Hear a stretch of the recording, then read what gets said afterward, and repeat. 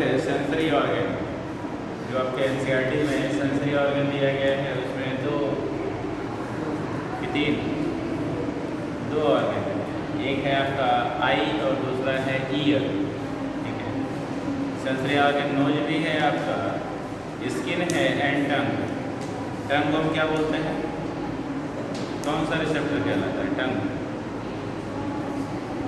टंग। जैसे आई photo receptor होता है, ईयर फोनो रिसेप्टर होता है, टंग को क्या बोलते हैं? गस्टेटो रिसेप्टर बोलते हैं। क्या बोलते हैं? गस्टेटो रिसेप्टर बोलते हैं। नोज को ऑल्फैक्टरी क्या बोलते हैं? ऑल्फैक्टरी रिसेप्टर बोलते हैं। तो देखिए यहाँ पे हमको पढ़ना है आई के बारे में। आई जो होता है ये फोटो रिसेप्टर कहलाता है, यानी लाइट से आने वाली स्टिमुलस को रिसीव करता है। बिना लाइट के हम कुछ भी देख नहीं सकते। तो आई बॉल या आई का स्ट्रक्चर पढ़ने से पहले हमको एसोसिएटेड स्ट्रक्चर ऑफ आई पढ़ना है, यानी आँख से कौन कौन से पार्ट जुड़े हुए होते हैं, इसके पास कौन कौन से पार्ट्स या ऑर्गन पाए जाते हैं, तो उनको बोलते हैं एसोसिएटेड स्ट्रक्चर ऑफ आई। जैसे इसमें आता है पहला सुप्रा ऑर्बिटल रिज।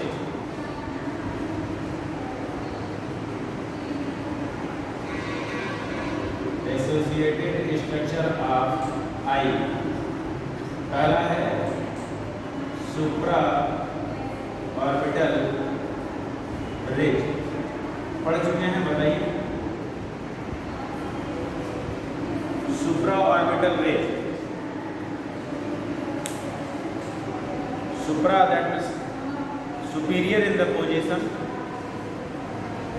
ऑर्बिट आपको बताया गया था कि जो आंख के लिए कैविटी होती है, बोनी कैविटी सॉकेट होता है, उसी को हम ऑर्बिट बोलते हैं। और रिज का मतलब होता है उभार, यानी आंख की कैविटी के ऊपर एक उभार पाया जाता है, इसी को हम सुप्रा ऑर्बिटल रिज बोलते हैं। पिछले चैप्टर में आपको बताया गया था that is formed by the frontal bone. कौन सी बोन के द्वारा फॉर्म किया जाता है? फ्रंटल बोन के द्वारा फॉर्म किया जाता है, जिसपे आईब्रोज प्रेजेंट हो। What is the function of eyebrow and eyelid?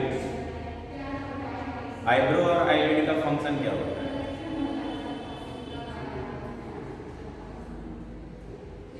What is the function of eyebrow and eyelid?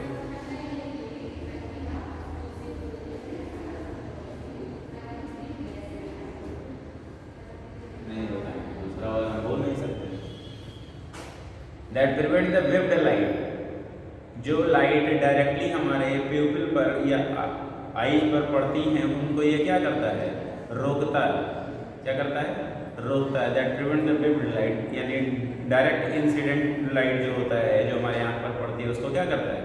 रोकता है। जैसे बहुत ज़्यादा धूप होती है तो आप देख नहीं पाते ना, तो ऐसे देखते हैं, तो ये कम पड़ जाता है लाइट को रोकने के लिए। तो क्या करते हैं?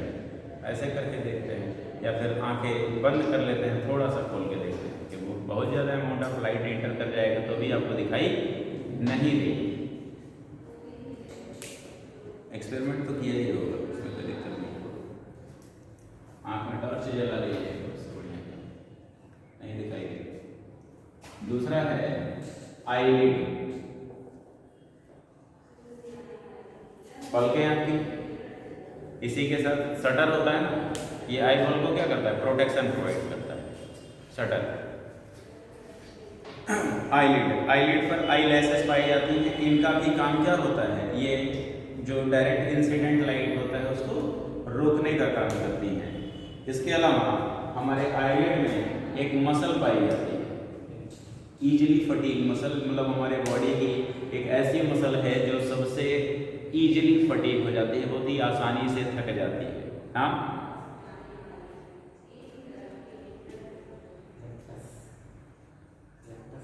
नहीं भैया, वो आई बॉल के रोटेशन के लिए रिस्पॉन्सिबल होता है।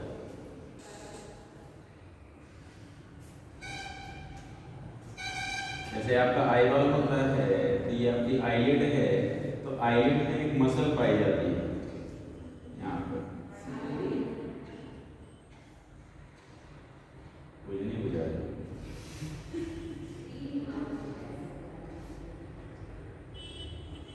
सिलियरी मसल्स लेंस से जुड़ी हुई होती हैं, सिलियरी प्रोसेस।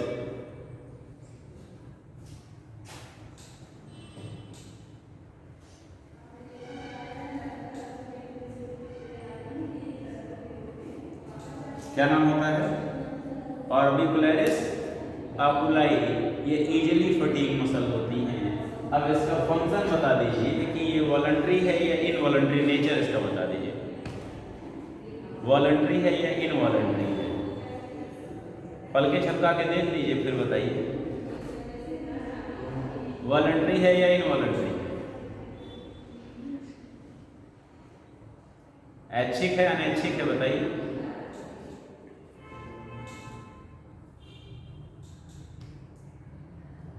आंख की पलकें आंख के इच्छा के अनुसार झपकती हैं। दोनों कर सकते हैं, तो बोलेंगे क्या पहले ये बताइए।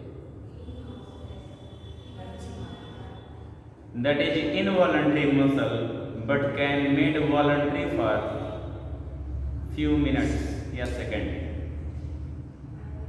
कुछ देर के लिए आप इसको वॉलंटरी बना सकते हैं, आसानी से फटीग हो जाती हैं। इनवॉलंटरी मसल्स हैं, आपके कंट्रोल में नहीं रहती हैं, but can made voluntary for few minutes या टाइम। जैसे देखिए ये झपकती हैं यानी रिलैक्स होती हैं और फिर कॉन्ट्रैक्ट कर जाती हैं, फिर कुछ समय के बाद बहुत ज़्यादा देर तक आप क्या करेंगे, नहीं झपकाएंगे, होल्ड रखेंगे, लेकिन फिर थोड़ी देर के बाद झपक जाएगा। तो ये प्योरली तो नहीं बोल सकते, लेकिन नेचर इसका कैसा है, involuntary but can made voluntary for few time. दूसरा कोई मसल बता दीजिए जो ऐसा ही काम करता हो, या कोई प्रोसेस बता दीजिए जो इसी तरीके से काम करता हो।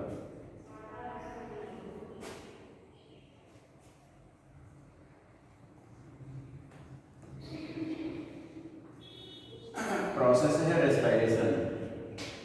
प्रोसेस क्या है? रेस्पिरेशन।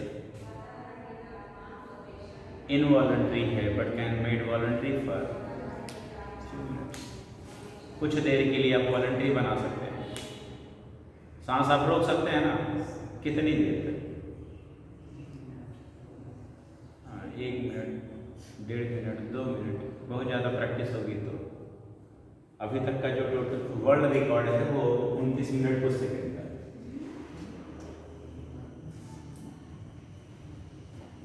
क्या होगा? 29 मिनट कुछ सेकेंड का है वर्ल्ड सांस रोकने का। और वो भी ऐसे नहीं होता है, एक पानी का टब होता है, उसके अंदर बैठना होता है कि आप जरा सा भी सांस लेंगे तो तुरंत बबल जो है वो ऊपर आ जाएगा। अभी तो एक बार सांस लेके फिर भी बोल देते हैं कि अभी हम नहीं ली, इतनी देर।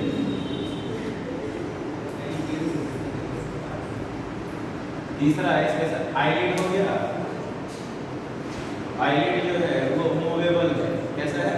मूवेबल है, मूव करता है ऑर्बिकुलरिस आकुलाई मसल की मदद से। ये वाइट मसल होती हैं जो आसानी से चले जाती हैं। और इनवॉलंटरी कैसी होती हैं?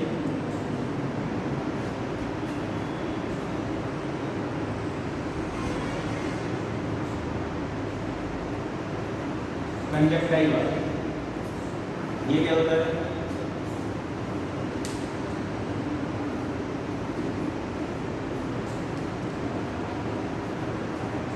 कंजक्टाइवा हमारे आई बॉल के ऊपर, देखिए मेरे पास 2 कलर नहीं है, मैं बना रहा हूँ उसी से। हमारे आई बॉल के ऊपर एक थिन ट्रांसपेरेंट वैस्कुलर मेम्ब्रेन पाई जाती है। इसको हम थिनेस्ट एपिथेलियम भी बोलते हैं। क्या बोलते हैं? Thinnest epithelium. तो thin transparent vascular layer present over the eyeball. हमारे आंख के ऊपर एक पतली सी परत पाई जाती है जो वैस्कुलरिटी शो करता है, यानी ब्लड वेसल्स पाई जाती हैं, कंजक्टाइवा कहलाता है। इसी से रिलेटेड इन्फेक्शन होता है, क्या कहलाता है?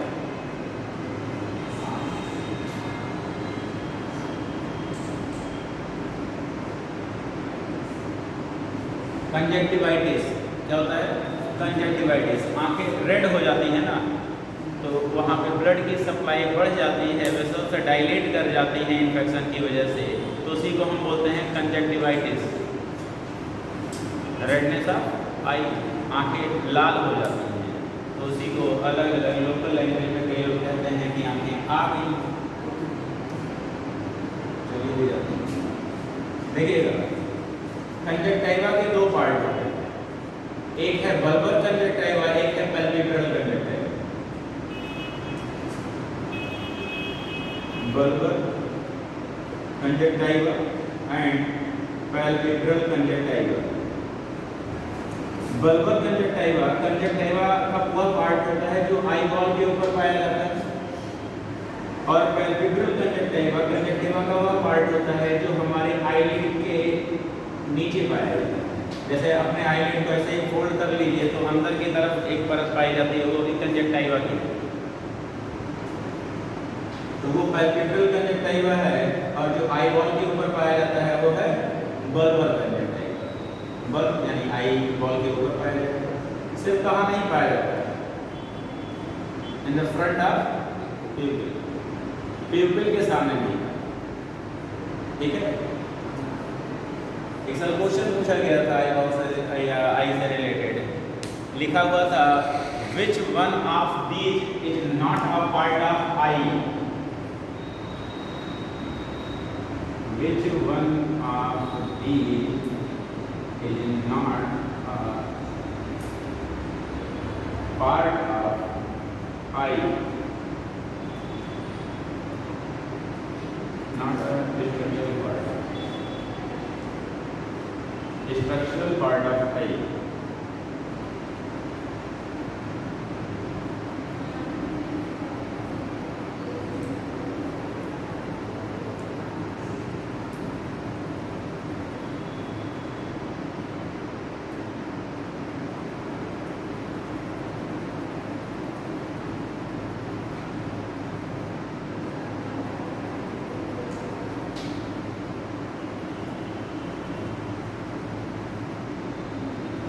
Which one of these is not a structural part of eye? आँख का पार्ट नहीं।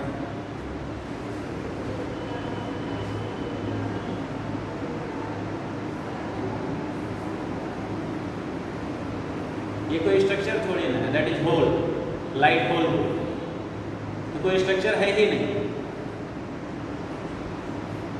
आई बॉल के अंदर जो आपको ब्लैक कलर का डॉट दिखाई दे रहा है ना, ये ऐसा स्ट्रक्चर होता है। ये वाला जो हिस्सा आपको डार्क दिखाई दे रहा है, ये एक्चुअली और कुछ नहीं है, ये होल है, पैसेज है, रास्ता, इसी के रास्ते लाइट अंदर की तरफ जाती है। ये आयरिस मसल होती है सर्कुलर, और ये होती है रेडियल। आप लोग ध्यान से देखेंगे तो ऐसे ही दिखाई देगा। तो ये होल होता है जो आपको डार्क दिखाई।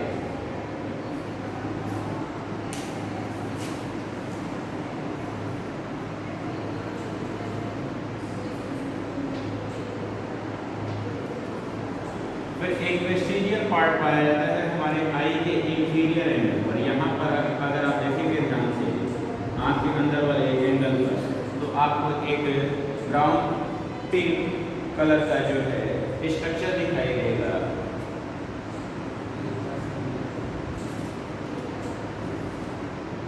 Leica सेमील्यूनरिस,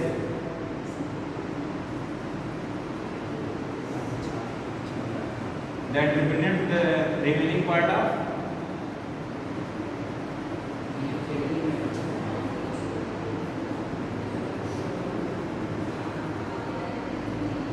नीक्सिटेटिंग membrane. जब एक्वेटिक लाइफ में हम रहा करते थे तो उस दौरान हमारे आँख के ऊपर एक रिट्रैक्टाइल मेम्ब्रेन पाई जाती है, परत पाई जाती थी, एक शटर पाया जाता था जो आई बॉल को कवर कर लेता था। ट्रांसपेरेंट लेयर होता था, यहाँ ऐसे ही इधर से निकलता था, फोल्ड होकर यहीं पे इकट्ठा हो जाता था। फिर जब पानी के अंदर जाते थे तो ये आई बॉल को कवर कर लेता था, जिससे हम पानी के अंदर आसानी से देख सकते थे। उसको हम निक्सिटेटिंग मेम्ब्रेन बोलते हैं। तो ये निक्सिटेटिंग मेम्ब्रेन का कोई काम रह नहीं गया क्योंकि टेरेस्ट्रियल एडॉप्टेशन हो गया, तो इसकी वजह से ये वेस्टिजियल पार्ट पाया जाता है, उसको हम बोलते हैं प्लीका सेमील्यूनरिस।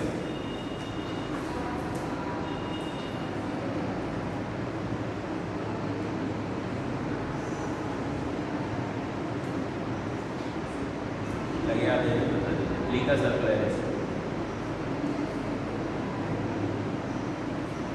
प्लीका सर्कुलरिस। इंटेस्टाइन में दो तरह की फोल्डिंग पाई जाती है, एक सर्कुलर फोल्डिंग होती है और एक सिंपल फोल्डिंग होती है। Simple folding form the intestinal gland, that is also known as crypt of Lieberkuhn's. Lieberkuhn की दरारें कही जाती हैं हिंदी में। इंटेस्टाइनल जूस सिक्रीट करती है, सक्कस एंटेरिकस कहलाता है। दूसरा सर्कुलर फोल्डिंग पाया जाता है जिसको हम प्लीका सर्कुलरिस बोलते हैं, that increases the surface area of intestine और स्मॉल इंटेस्टाइन। तो 3 time by the plica circularis, sorry हाँ plica circularis and 10 times by the villi and 20 times by the microvilli. तो क्वेश्चन पूछा जाता है that how many times increase in the surface area of small intestine. तो small intestine का surface area कितने गुना बढ़ जाए? 3 गुना प्लीका सर्कुलरिस से, 10 गुना विलाई से और 20 टाइम्स माइक्रोविलाई के अंदर कितने गुना इंक्रीज करेगा टोटल?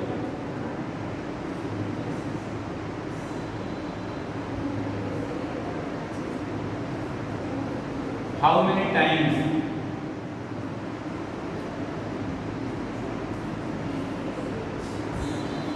यही छोटी सी गलती होती है, 33 जोड़ के बैठ जाता है 33। जब आपसे पूछ रहा है क्लियर कट कि how many times increase in surface area, then 3 times, if 3 time by the plica circularis and 10 times by the villi and 20 times by the microvilli, then total times कितना होगा? 3 × 10 × 20 दैट इज 600 टाइम्स इंक्रीज कर जाता है। जितना उसका surface area होता है उससे 600 गुना ज़्यादा बढ़ जाता है। ये तो आई के वो पार्ट हैं जो उसके साथ एसोसिएटेड पाए जाते हैं, जुड़े हुए पाए जाते हैं। नोट्स मैंने भेज दिया है।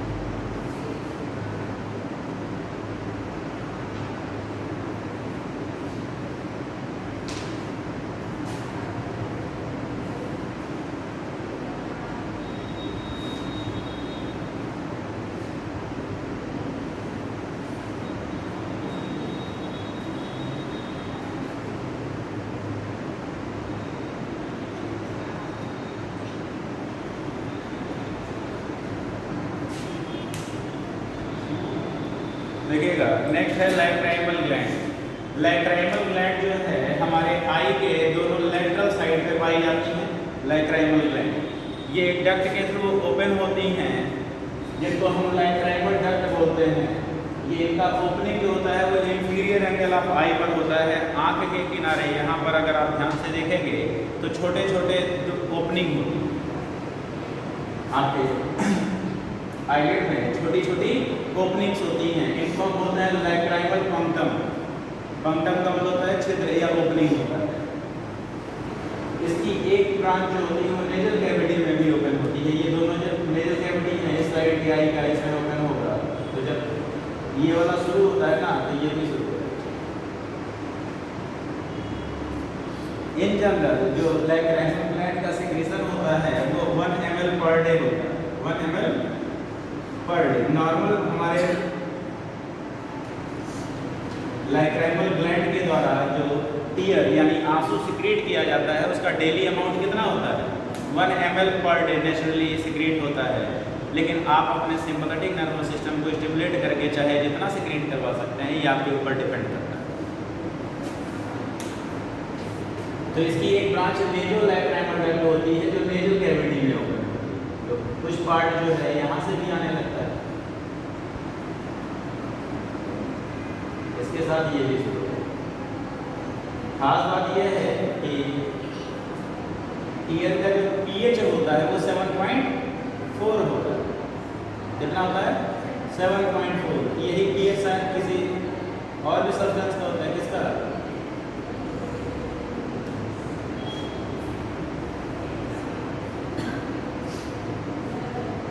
ब्लड का पीएच है। ब्लड में आर्टेरियल ब्लड का पीएच 7.4 और वेनस ब्लड का पीएच 7.36।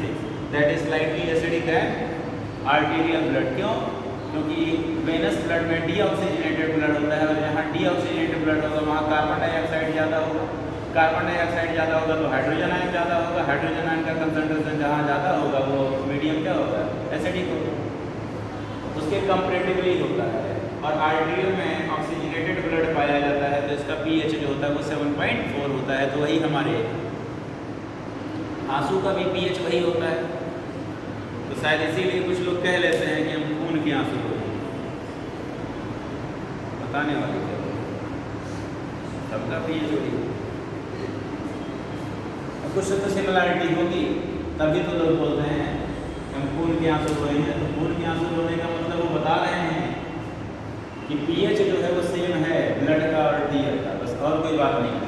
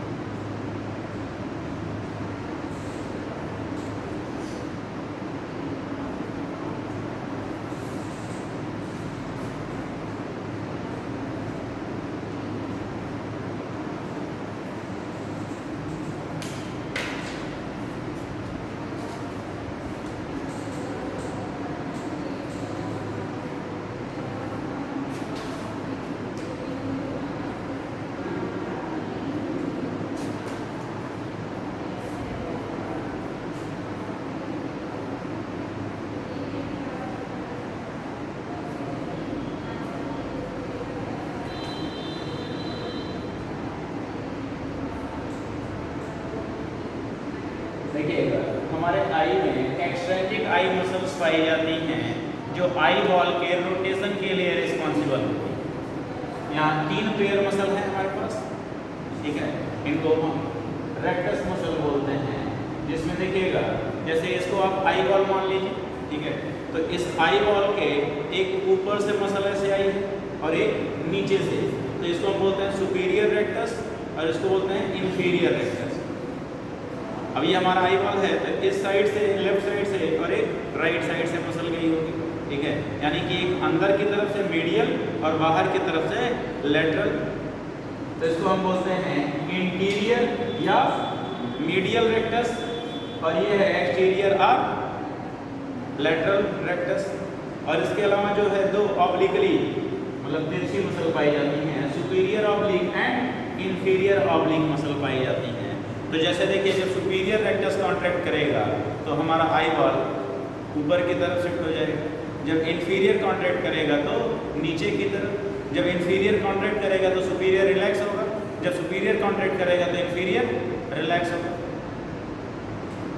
ये अंदर की तरफ वाली मसल कॉन्ट्रैक्ट करेगी मीडियल रेक्टस, तो आई बॉल अंदर की तरफ शिफ्ट होगा, और लेटरल वाला कॉन्ट्रैक्ट करेगा तो लेटरल साइड की तरफ यानी बाहर की तरफ। इसके अलावा ऑब्लिक मसल होता है जो इन मसल्स के साथ इन्वॉल्व होकर हमारे आई बॉल को किसी भी डायरेक्शन में क्या कर सकता है, रोटेट कर सकता है। तो इन मसल के कॉम्बिनेशन से हम अपने आई बॉल को क्या कर सकते हैं, किसी भी डायरेक्शन में रोटेट कर सकते हैं, नीचे ऊपर दाएं बाएं जिधर भी चाहें आप क्या कर सकते हैं, रोटेट कर सकते हैं। वो किसकी मदद से, superior inferior rectus, inferior interior या exterior rectus and superior oblique and inferior oblique की मदद से। अगर इसमें से कोई भी एक पर्टिकुलर मसल वीक हो गया,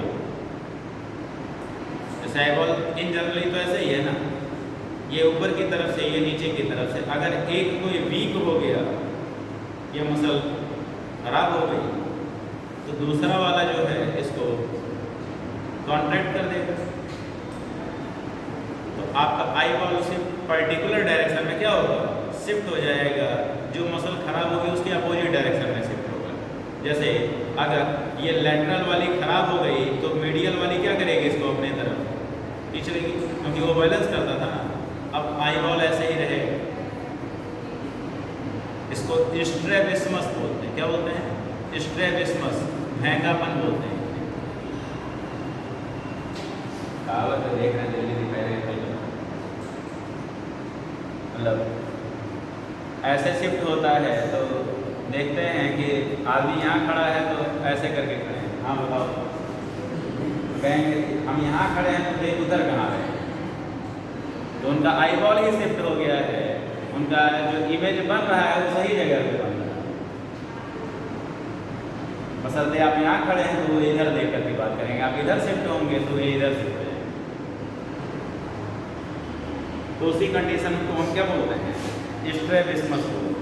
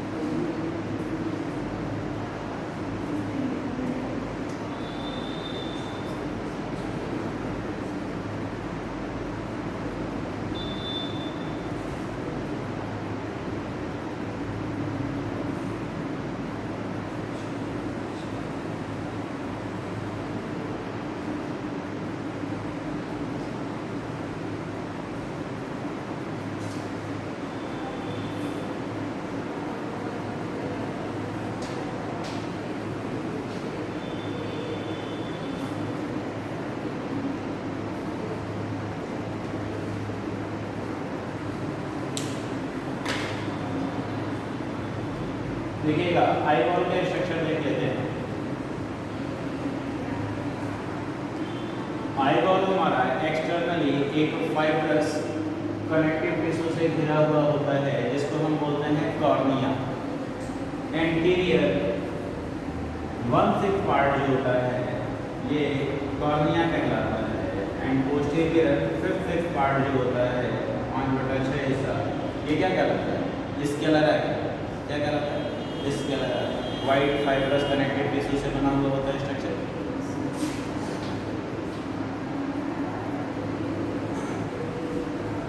अभी आपने पढ़ा कि इसके ऊपर एक vascular thin transparent vascular layer पाई जाती है जिसको हम क्या बोलते हैं?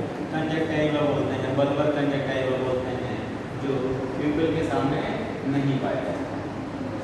जैसे हम देखते हैं स्ट्रक्चर आई बॉल के अंदर आइरिस होता है, यानी जितना भी ब्लैक ऑफ आई आपको दिख रहा है, आँख का ब्लैक वाला पार्ट जितना भी आपको दिख रहा है ये क्या है? आइरिस। आइरिस जो है कुछ इस तरीके का स्ट्रक्चर दिखता है।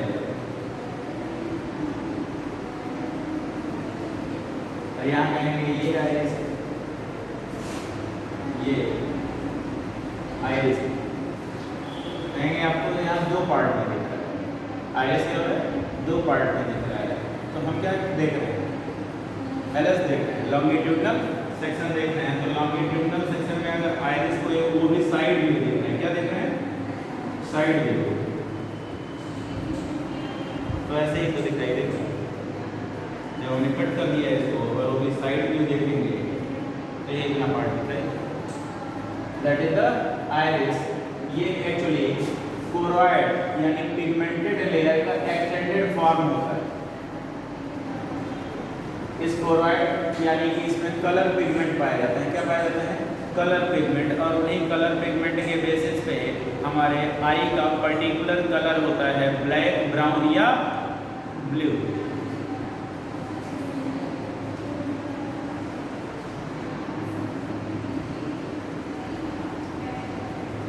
बढ़िया कौन सा? हाँ तो गैस वगैरह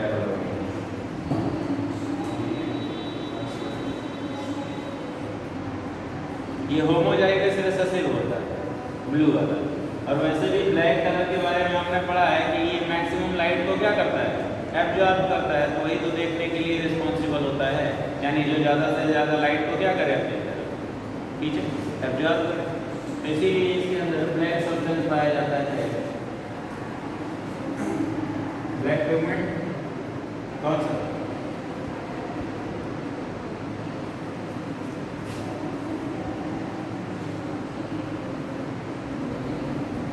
मेलानिन जो हमारे स्किन में पाया जाएगा वही तो स्टोर होता है। मेलानिन पिगमेंट पाया जाता है जिसकी वजह से ब्लैक होता है।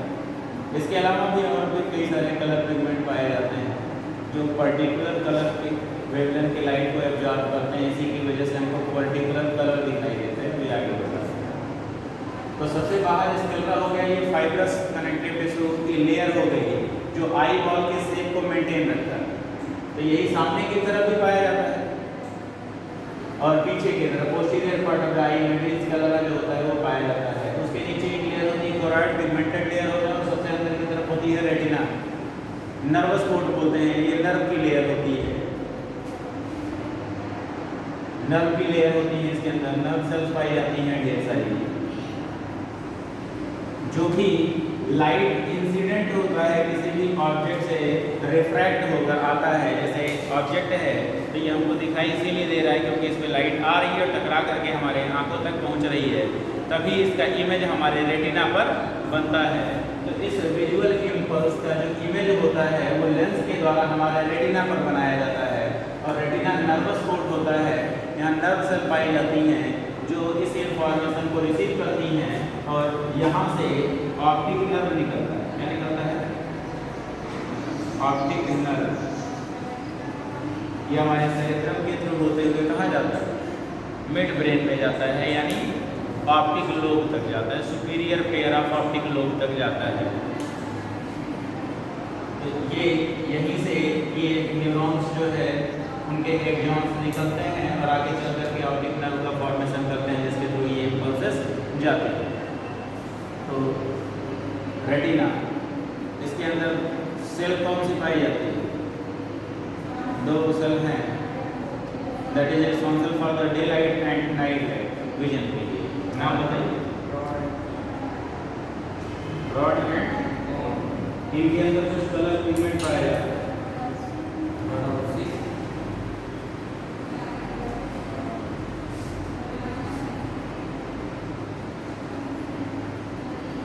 हाइड्रोक्सिन, रोडोप्सिन एंड हाइड्रोक्सिन पाया जाता है। रोडोप्सिन एंड हाइड्रोक्सिन पिगमेंट पाया जाता है। रोडोप्सिन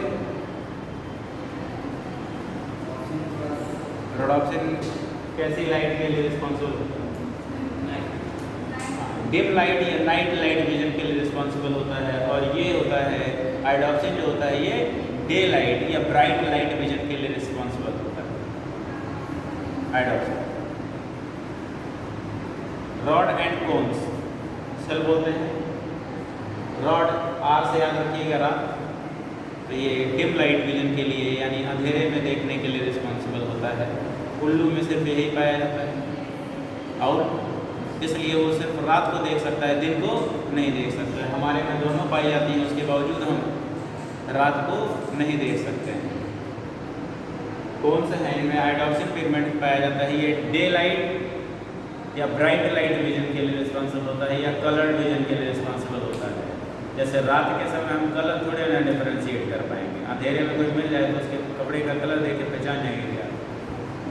कपड़ा खरीदने रात को ही जाते हैं। रात को कपड़े की खरीदारी नहीं करनी चाहिए क्योंकि हमारी आई जो है वो नेचुरल लाइट तो मिलता नहीं, आर्टिफिशियल लाइट मिलता है, तो उसमें कलर डिफरेंशिएशन अच्छे से नहीं हो पाता है। रात को खरीद के लाएंगे और सुबह चिल्लाते हैं दुकान वाला कपड़ा बदल दिया। रात को जो आपको कलर दिखाई दे रहा है हो सकता है दिन में उसका कलर कुछ और दिखाई दे, क्योंकि प्रॉपर लाइट ना होने की वजह से आपका कलर डिफरेंशिएशन प्रॉपर तरीके से नहीं हो पाता। पोस्टीरियर पार्ट ऑफ आई में एक रीजन होता है जहाँ पे रॉड एंड कोन्स सेल्स बहुत ही कम पाई जाती हैं या रेटिना की लेयर सबसे थिन होती है। 1:1 के रेशियो में रॉड एंड कोन्स सेल्स पाई जाती हैं। तो इस रीजन को हम बोलते हैं मैकुला ल्यूटिया या येलो स्पॉट कहलाता है। और इसका जो सेंट्रल पार्ट होता है वो कहलाता है fovea centralis, that is responsible for the most acute vision, most acute and sharp vision. इस रीजन पर, इस जगह पर जो इमेज बनता है वो सबसे क्लियर होता है। तो इसी का एक रीजन देखेंगे ब्लाइंड स्पॉट कहलाता है, क्योंकि इस रीजन में ना तो कोई रॉड सेल है ना ही कोन सेल्स हैं, तो इस जगह पर रेटिना की लेयर नहीं पाई जाती है और यहाँ पे इमेज का फॉर्मेशन नहीं होता है, तो इसको हम बोलते हैं ब्लाइंड स्पॉट। आइरिस मसल के बीच में जो स्पेस पाया जाता है यही क्या कहलाता है? प्यूपिल। क्या कहलाता है? प्यूपिल। प्यूपिल जो होता है इसको हम लाइट होल बोलते हैं। क्या बोलते हैं? Light hole. इसी के थ्रू लाइट इंटर करता है, इंसिडेंट लाइट, और लेंस से टकरा कर जाता है रेटिना पर इमेज बना। फिर देखिएगा यहाँ पर जो लेंस होता है हमारा वो दो मसल्स के द्वारा, लिगामेंट के द्वारा सपोर्टेड होता है। एक होती है सीलियरी मसल, एक्चुअली ये सीलियरी प्रोसेस होता है, ठीक है। सीलियरी प्रोसेस में सीलियरी मसल्स पाई जाती हैं और इसी से जुड़ा हुआ एक सस्पेंसरी लिगामेंट होता है जो लेंस को दोनों तरफ से अटैच होता है, लेंस से दोनों तरफ से अटैच होता है। लेंस हमारा जो होता है वो बाई कॉन्वेक्स, दोनों तरफ से उभरा हुआ, ठीक है। अब देखिएगा जो सीलियरी मसल्स होती हैं ये हमारी नियर विजन और फार विजन के लिए, पास के लिए और दूर के लिए हमारे आई के पावर को एकोमोडेट करते हैं, यानी पावर को एडजस्ट करते हैं। नॉर्मल आई का पावर कितना होता है? नॉर्मल आई का पावर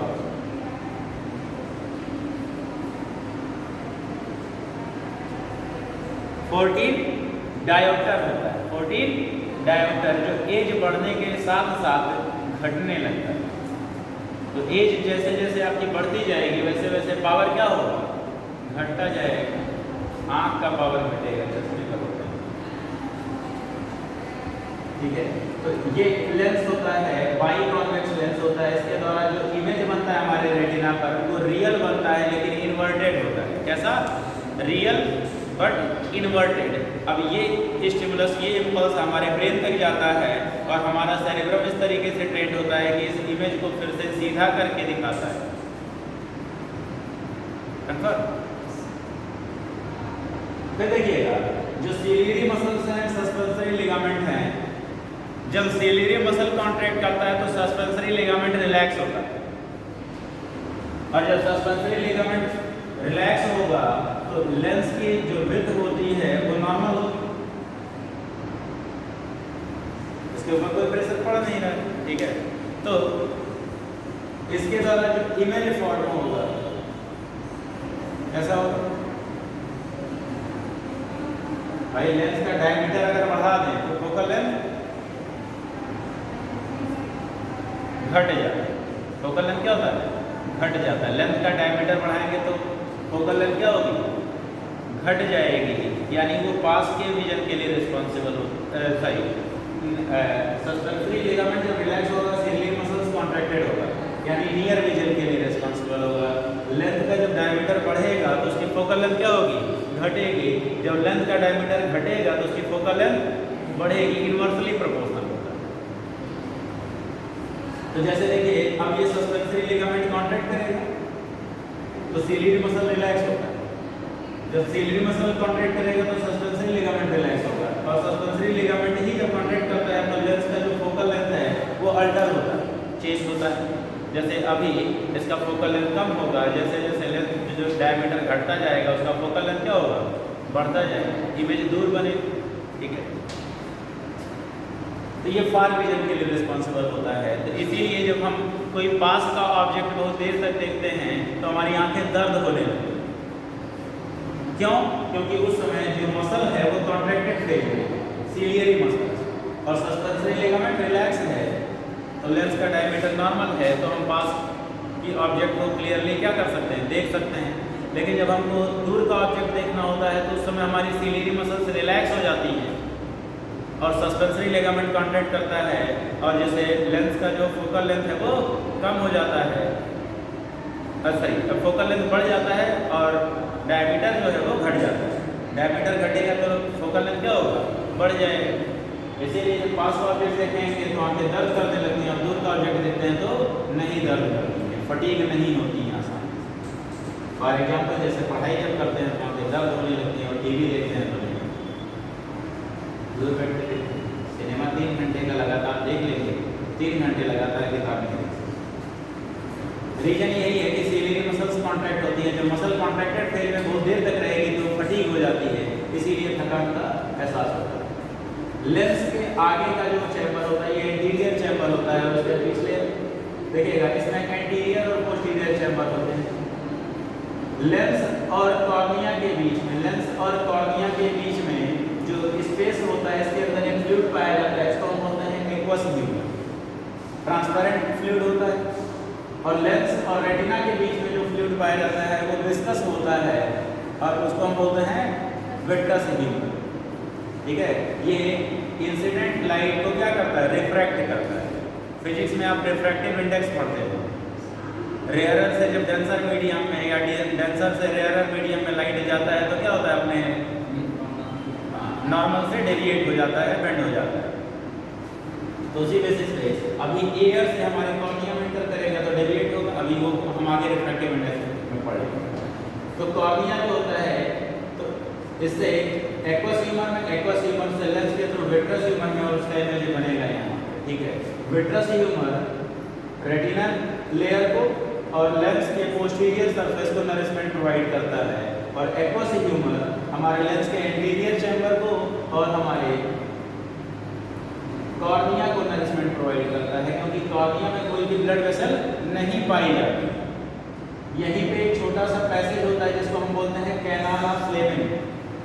इसी के थ्रू जो एक्वस ह्यूमर होता है वो ड्रेन आउट कर दिया जाता है। देखिए यहीं पे कुछ ब्लड वेसल पाई जाती हैं जिनके द्वारा एक्वस ह्यूमर फॉर्म होता रहता है लगातार, और ये यहाँ से प्यूपिल के थ्रू होते हुए इस चैम्बर में जाता है, एंटीरियर चैम्बर में, और एंटीरियर चैम्बर में से जो एक्स्ट्रा एक्वस ह्यूमर होता है उसको ड्रेन आउट कर दिया जाता है, बाहर की तरफ निकाल दिया जाता है। इस पैसेज का नाम होता है कैनाल ऑफ स्लेमिंग। और एक ये पूछा जाता है सस्पेंसरी लिगामेंट का दूसरा नाम जोनुला ऑफ जिन, जोनुला ऑफ जिन बोलते हैं। तो आपके आई में इतना ही पॉइंट है, इसके आगे जो भी पॉइंट होगा तो मैं आपको कल डिस्कस करूंगा। ये देखिएगा जहाँ पे कॉर्निया और स्केलेरा दोनों फ्यूज करते हैं, इसको हम बोलते हैं स्केलेरो-कॉर्नियल जंक्शन। क्या बोलते हैं? स्केलेरो-कॉर्नियल जंक्शन बोलते हैं। आई का ट्रांसप्लांटेशन सुना होगा आपने कि दूसरे की आंख लगा दी गई, तो उसमें कुछ और नहीं किया जाता है, यही जो कॉर्निया है इसी का रिप्लेसमेंट होता है। यहीं से स्लाइस काट लेंगे आंख का आधा हिस्सा और उसी पे दूसरे वाले को ले जा करके जोड़ देते हैं, क्योंकि यही नॉन वैस्कुलर लेयर होता है। इसी वजह से कॉर्नियल रिजेक्शन जो होता है वो नहीं होगा, क्योंकि जो ब्लड नहीं पाया जाएगा तो उसके अंदर कोई भी एंटीबॉडी नहीं होंगी जो उसको क्या करे, रिजेक्ट करे। तो इसलिए कॉर्नियल ट्रांसप्लांटेशन जो होता है ये 100% जो होता है सक्सेसफुल